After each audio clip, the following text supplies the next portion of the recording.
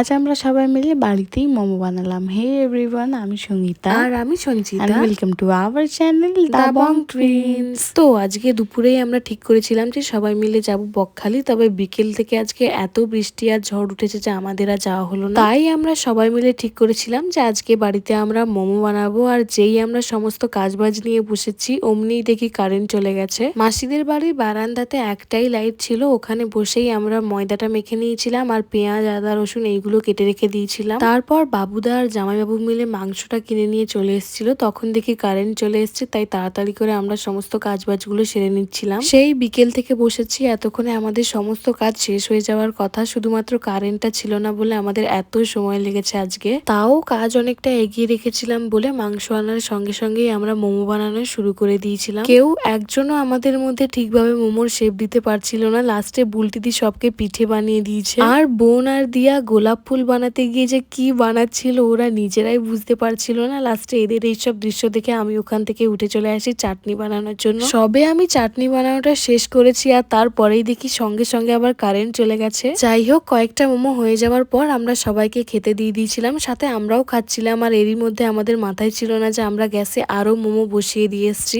আর এসে দেখি ওটা পুড়ে গেছে, তাই তাড়াতাড়ি করে সরিয়ে দিলাম যাতে কেউ না দেখতে পারে, দেখতে পেলেই আমাদের ঝাড় দিত। তো চলো আজকের মতো এতটাই, দেখা হচ্ছে আবার পরের ভিডিওতে, টাটা।